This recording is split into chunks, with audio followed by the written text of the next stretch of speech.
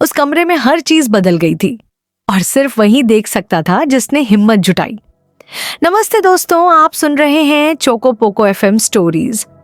मैं हूं आपकी दोस्त रिया और आज की कहानी है माया की, एक ऐसे कमरे की जो हर रात अपने अंदर छुपा हुआ रहस्य बताने की कोशिश करता था। तो आखिर तक जरूर सुनिएगा। माया अपने चाचा के पुराने घर में छुट्टियां बिता रही थी।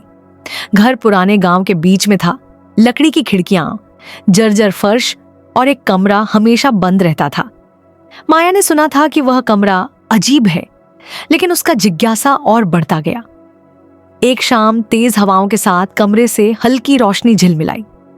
माया ने हिम्मत करके कमरे के पास कदम बढ़ाए। जैसे ही उसने दरवाजा खोला, ठंडी हवा उसके चेहरे को छू गई। कमरे में अंधेरा और धूल भरा सन्नाटा था, लेकिन कहीं से धीमी फुसफुसाहट आ रही थी, जैसे कोई उसके नाम से बोल रहा हो। दीवारों के पास उसने एक पुराना पेंडेंट देखा। उस पर खुदा हुआ नाम था, आरव। माया को समझ नहीं आया कि यह नाम किसका है। जैसे ही उसने पेंडेंट उठाया, कमरे की लाइट खुद ब खुद झिलमिलाई। दीवारों पर चित्र बन रहे थे, एक लड़की और लड़के की कहानी जो पहले कभी माया ने नहीं देखी थी। फुसफुसाहट धीरे धीरे स्पष्ट हो गई। सच जानने के लिए डर को देखना पड़ता है। माया ने देखा कि चित्रों में वही लड़का खड़ा था जो गांव में खो गया था। किसी ने उसकी खोज नहीं की थी। कमरे के हर कोने में उस लड़के की यादें रहस्य की तरह बस गई थीं। माया ने हिम्मत की और पेंडेंट को उसके चित्र के पास रखा। जैसे ही उसने यह किया, चित्रों की हल्की रोशनी चमकी और फुसफुसाहट शांत हो गई।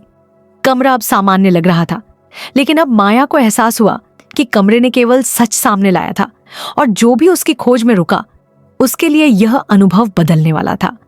माया पेंडेंट और चित्र को लेकर गांव की बुजुर्ग महिला के पास गई। बुजुर्ग ने मुस्कुराकर कहा, यह कमरे का रहस्य नहीं, यह तुम्हारे हिम्मत और संवेदनशीलता का इनाम है। जो सच का सामना करने की हिम्मत रखते हैं, वही इस कहानी के असली पात्र बनते हैं।